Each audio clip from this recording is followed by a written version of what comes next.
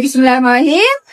Tiga serangkai sangat common. So apa yang berangkai tu kolesterol, diabetes, darah tinggi, itulah berangkai. Kadang orang angkai kadang apa tu sakit jantung sekali lah tu. Sebab semua tu membawa pada risiko sakit jantung kan. So apa dalam BE yang boleh membantu? Okey, pertamanya kita ni bukan menggantikan rawatan doktor. Itu bukan hal kita. Yang tu diteruskan seperti biasa. Tapi untuk menguatkan sistem dalaman badan, kita kena support yang bagus dari segi nutrisi dan juga tenaga. So kalau tanya pertama sekali apa? Dengan setelah 3 tahun kita dalam BE, saya sangat appreciate the value of the Aurora Pants. Aurora Pants memang sangat bagus. Jadi kita pakai, dialah yang paling melancarkan aliran darah. Dan dia ringankan aliran darah, blood pressure pun boleh turun. Ini seperti Dr. Azubah, nanti interview dia. Dia punya blood pressure tu bukan calang-calang jenis sebab dia sejak dia bersalin ke sejak mengandung sampai bersalin sampai berapa tahun. So anak tu dah umur 20 lebih kot.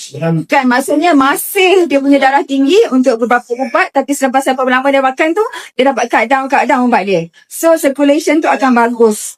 Yang kedua dengan pens juga dia sangat bagus untuk diabetes. Sebab dia improvekan circulation badan kita, improvekan metabolisme, improvekan detox. So bila circulation tu bagus, detox akan bagus, toksin akan kurang, reseptor akan lebih celik. Reseptor insulin tu akan lebih celik. Diabetes ni adalah insulin resistant. Dia ada insulin tapi ketat. So kalau kita tak betul manage, tak turunkan insulin punya resistance, kita ada kecenderungan untuk tambah ubat. Batu insulin. Padahal insulin banyak. So, Aurora Pens tu improvekan sensitivity receptor tu hanya dengan improve circulation dan improve detox. Dan dengan itu juga, itu akan kurangkan inflammation dan itu akan kurangkan kolesterol. So, pens tu value tu terlalu banyak. So, selepas pens, kita boleh tambah mana-mana functional food. Bagi saya tak salah mana pun. Kita nak approach pada paling asas sekali kepada basic nutrition, spirulina dulu pun boleh. Lepas tu kalau dia ada simptom macam perut dia membuang tak bagus, asyik kembung, makan sakit. Mungkin usul dia kita kena dulu. Yang tu nak expire kan. Ataupun Zenkozo. Zenkozo tu memang banyak multi-prong kat situ. Memang ada study dia turunkan gula, turunkan kolesterol, kelekatan darah pun lebih bagus. Apa boleh Zenkozo? Kan itu memang best. Lagi maksudnya basic, yang paling basic adalah basic nutrition spirulina. Dia itself memang ada study spirulina menurunkan gula. Ada study dia.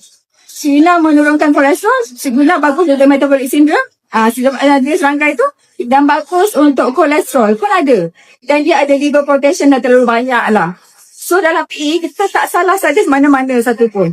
Shiruto pun dia akan membaik pulih pada pankreas tu. Pankreas tu malas-malas, dah tak nak keluar insulin. Dia boleh macam menggantung macam stem cell boleh kan. Membaiki sel-sel pada pankreas. Lepas tu bila diabetik tu, kalau dia asyik tinggi gula dia banyak pengaratan kat dalam tu. So dia boleh eat up benda-benda berkarat tu, dia boleh eat up. So terlalu banyak lah, mana-mana kita saja pun tak salah. Semuanya ada membantu pada angle yang berbeza.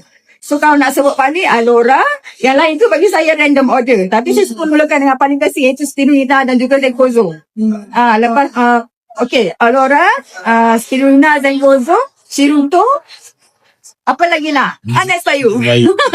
Semua tak salah dan dia multiple benefit. Liver betul sangat. Liver sangat betul sebab bila kita baguskan liver tu, detox pun bagus. Again, semua reseptor akan lebih bagus. Metabolisme banyak berlaku dekat hati.